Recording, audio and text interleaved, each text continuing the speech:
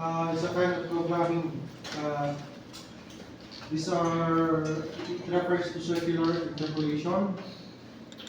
So kung titingnan natin, we go back to the axis na pinag-aralan natin. So 3D machine basic axis is R, X, Y, and Z, right? So these are the main axes.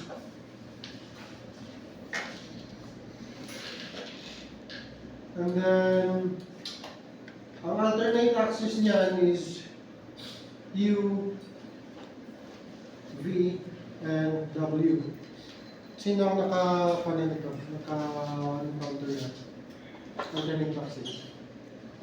Sa Ano, OJT ko naman sa yung in-explain ko sa akin yung program dito sa CSMG. Okay. Makikita mo yan usually sa programming ng lathe at saka makikita mo rin yan sa movement ng tail stack ng lathe. Usually, makikita mo yan. Alternate axis. Okay. And then of course the rotational axis are A, B, and C. Tatouch na lang ito. So A is the rotational axis around X, and B around Y, and C around Z axis. Now, sa mga axis na yan, mayroon pa tayong additional na I, J, and K. So these are radius axis. Okay, mga modifiers actually ito ng radius axis. I refers to X, J refers to Y, and K refers to Z. So para mas maintindihan natin, ganito yan. Nakikita ba dyan sa likod? Oo, sir. Ako parang hindi ko nakikita, nakikita ko eh, but then anyway. So sa IJK, actually we're only using I and J kasi ang programming natin is nasa X o Y naman. Okay? So, ito siya.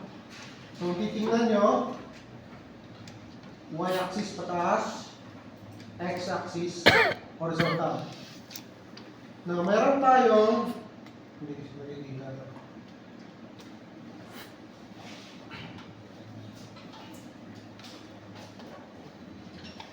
For example, ito,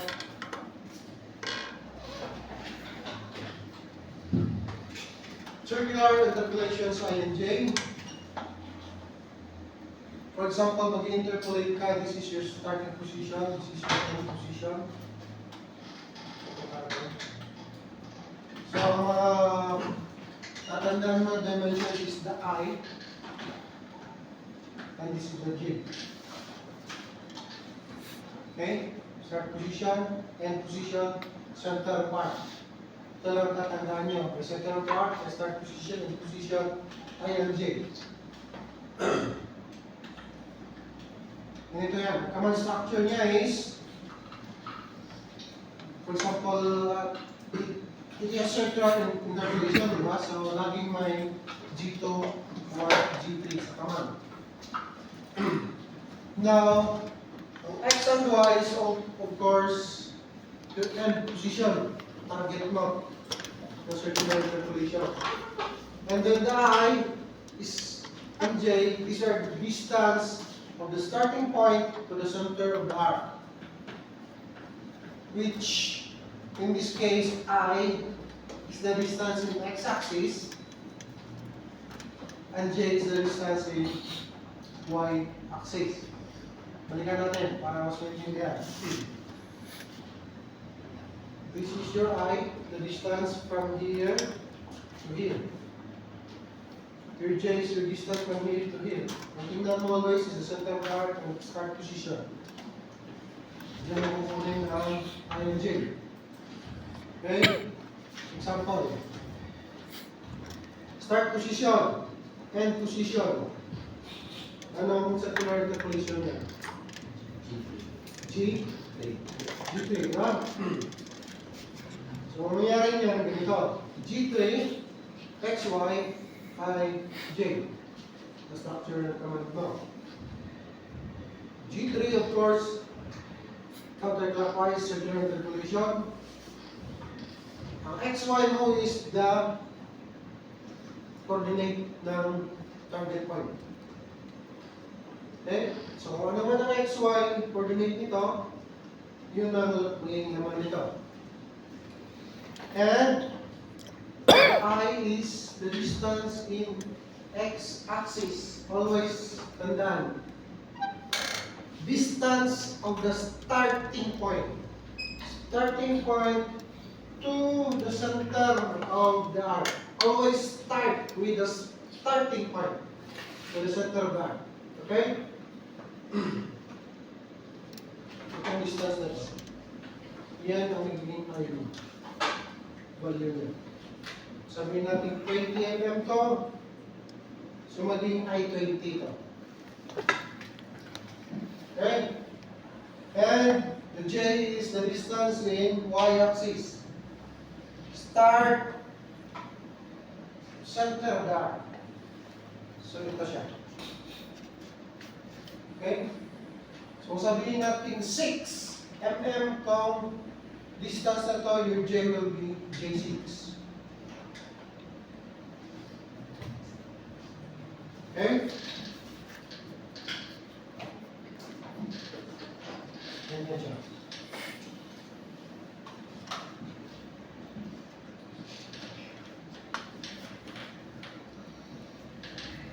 Now, example, engraving.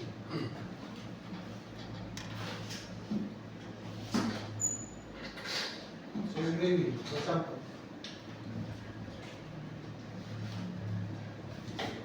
So, position, ang engraver mo.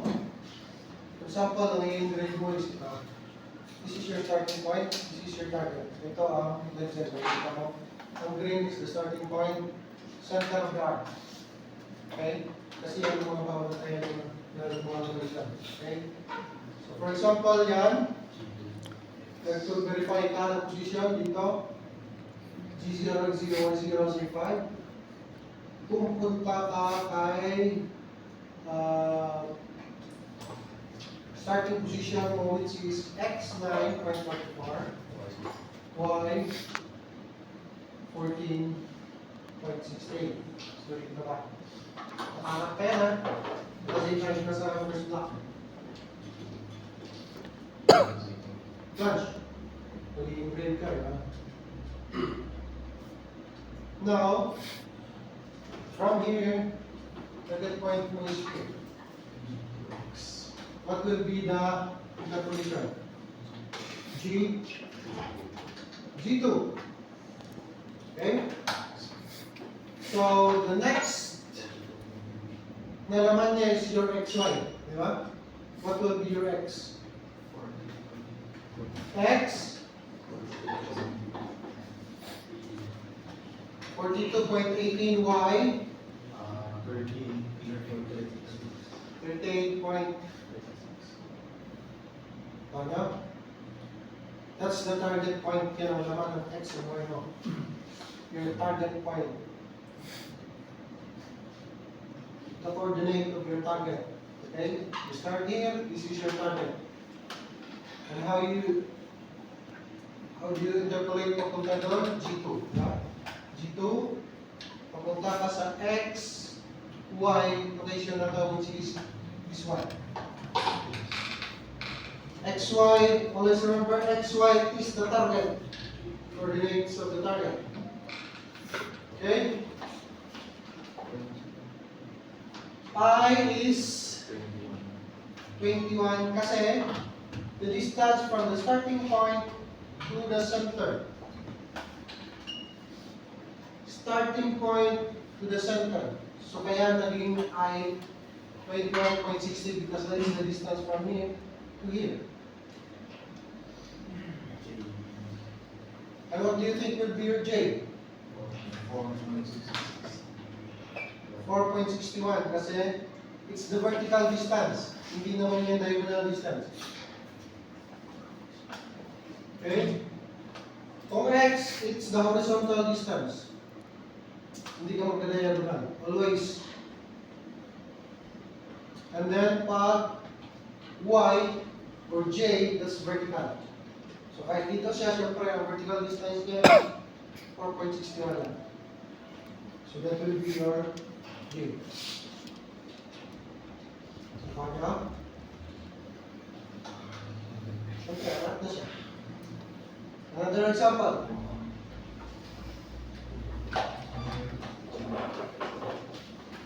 Picture niya siya, mas? Picture? Ayan.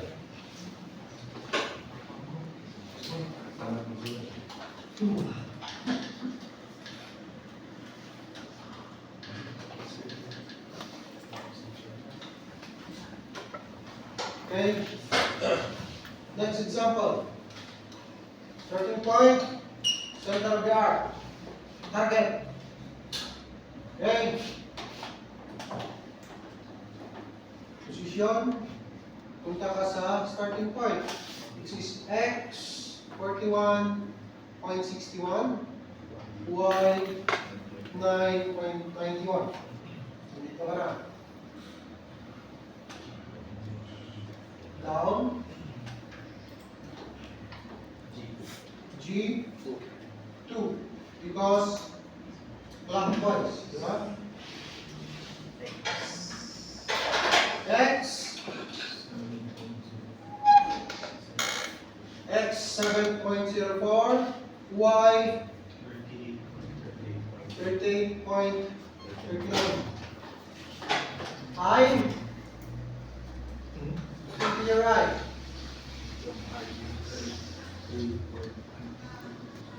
Starting point, center. Use the distance. Horizontal distance kasi nasa X ka, di ba?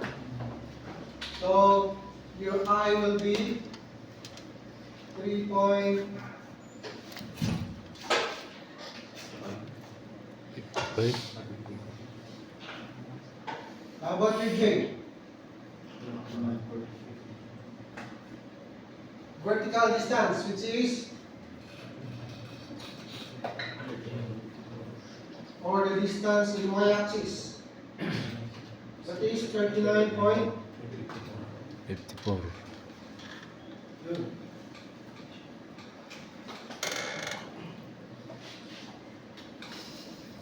Medyo nakakalitap.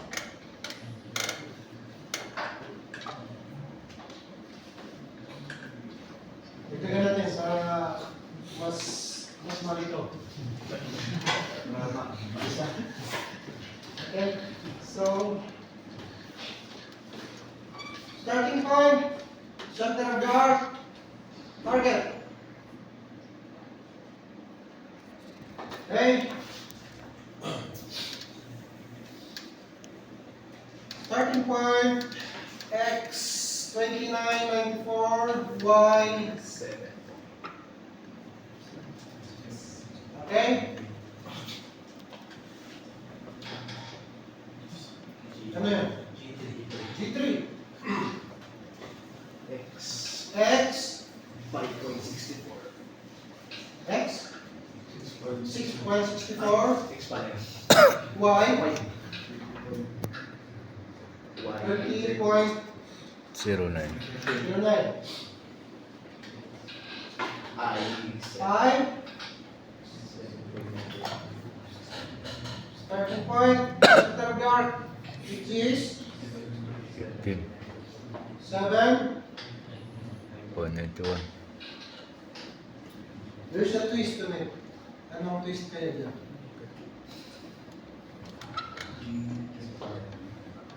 Tama siya. 7.91. But then, it will become negative. Kasi, dito mapakita eh. Di ba? Positive side, negative side. Starting point. Always think of the starting point. It's where you start to count or to determine the direction. Starting point is here. To this direction ng center of the arc mo, that's negative. So, kita that's positive. So, naging negative 7.91 siya. Kamay mo. How about your J? Is it positive or negative? Positive. Pareho. Taas, di ba? Dito ako mag-start. Dito ako mag-turn down. So that's positive pa rin.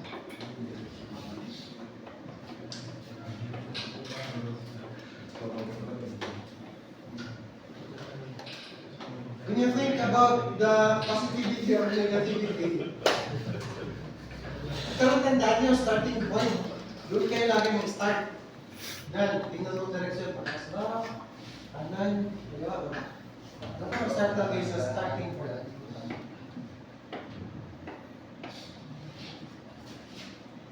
Okay? Ano?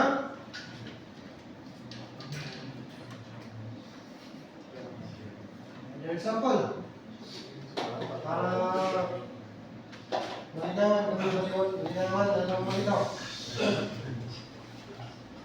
Starting point, center of the arc, target. Starting point, center of the arc, target. Position, punta sa starting point.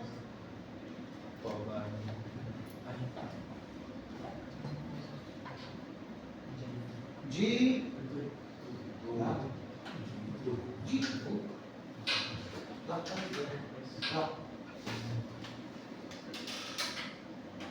G2, X, X, 7.2Y, 12.8, I,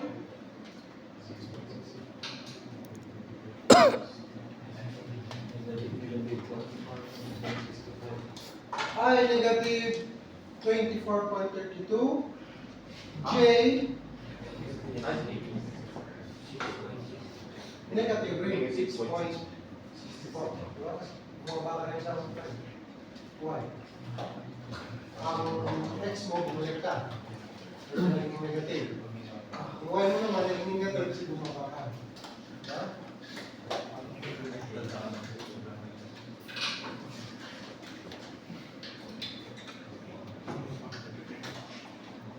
Paano compute niya? Paano compute niya sa program? Paano ang compute naman? Yung IRT, paano ko niya? Given naman. Gusto ko na natin. Kung ikaw ang gagawa ng blueprint, yun. Ikaw ang compute naman. Pero pag gusto na yung magmamasin ka, given naman ang yung drawing. Diba? At saka ako ipoprogram mo, siyempre, hindi naman na yung fucking drawing. Mali pa ba ikaw gagawa talaga ng blueprint yung tatak, di ba? So ikaw mapupunta mo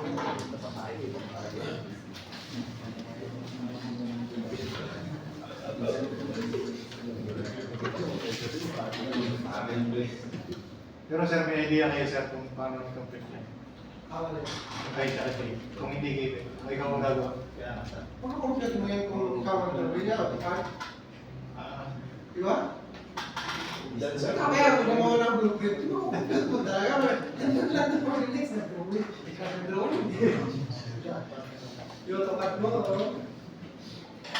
Hindi mo naman magagawa sila sa manual drawing eh. Yung tapat mo talaga ito. Kaya may insurance na ito. Parang ginagawa ng AutoCAD. Compute ko natin mag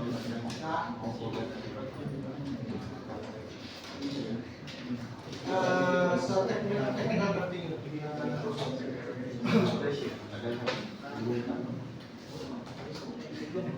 let's continue. Ito naman, full circle.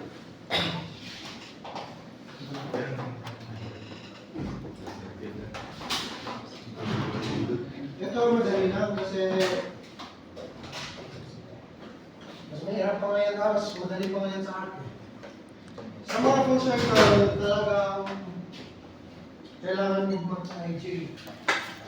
Kasi hindi naman, first off sabihin natin, Ito ang center mo. Dito ka mag-start. Sabihin natin ang coordinate nito is x 25, y 50. Sabihin mong G2.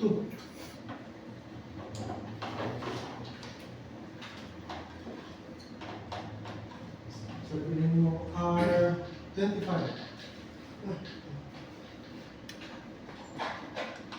This is the supposed to be the center of R. Ito ang starting point. Babalik ka dyan. Pag sinabi mong G2, ito diyan.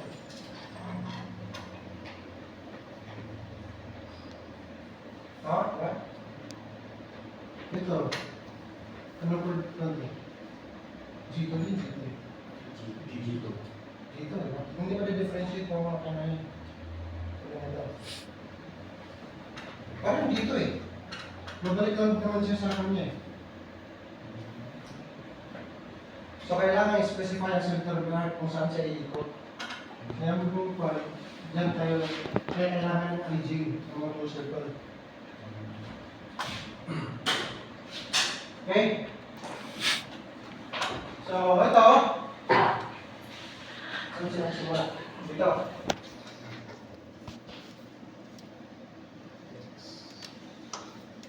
Position siya dito, x 7, y 25.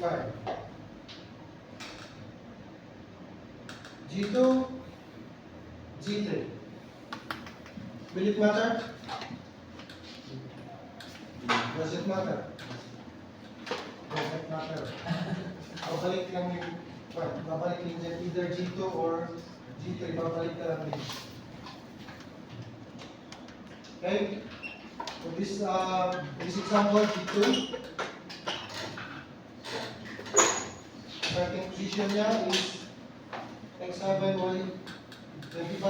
Target niya x7, y25. Yun lang eh. Maganda na. Balik ka lang.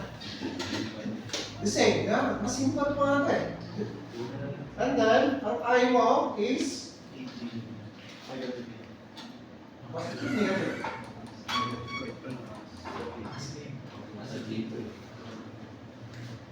Positive.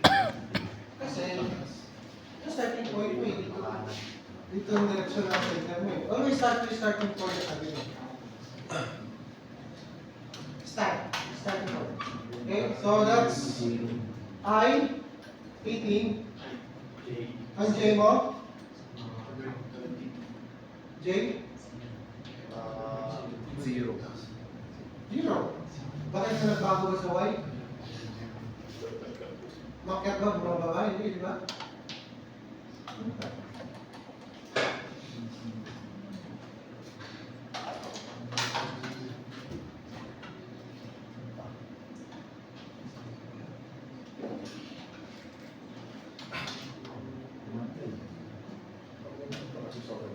J is 0 because the starting point is always saying orientation with the center of gravity. Hindi siya rin nagbago. Okay? Another. Start and end.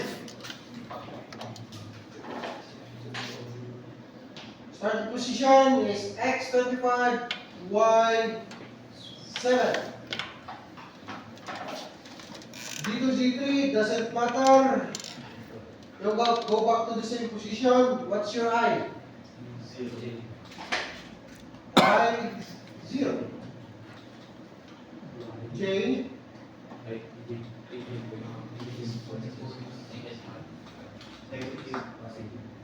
Positive, negative. Positive. Dito, okay. Start. Starting point.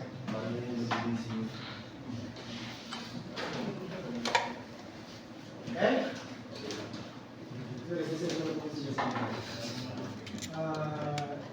Sige, siyempre. Wala kang kalak eh.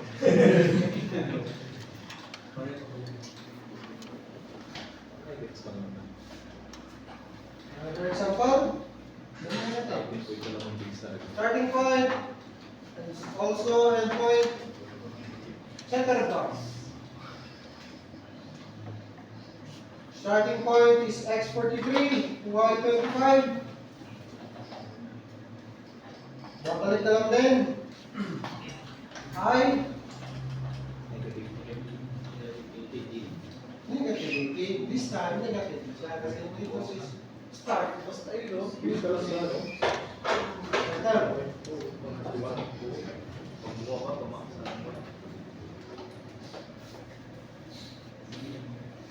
J.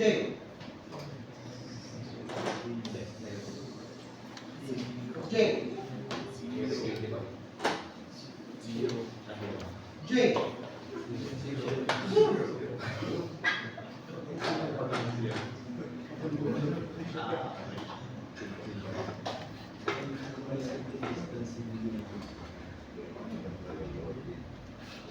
Zero yan.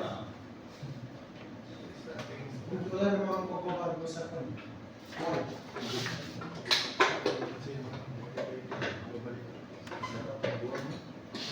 Isa pa, para matuloy na. Kaya ito, starting point, center block. Ang starting point, 28, 36, y 12, 94.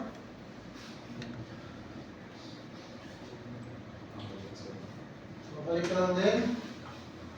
Your I will be negative 13.36. J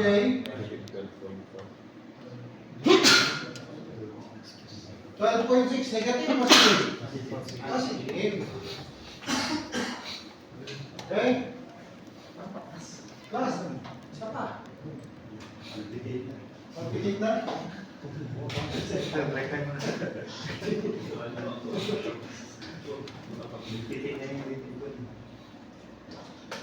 Okay. Slow starting point. X36. Y 39.25.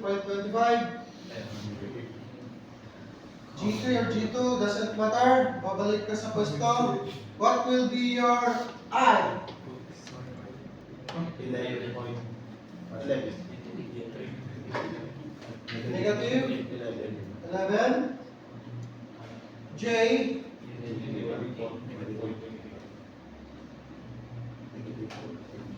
pababa. Negative 0.14. Break muna tayo. Refreshment na yung boy. Ano siya, nagkabul-bul eh. Okay.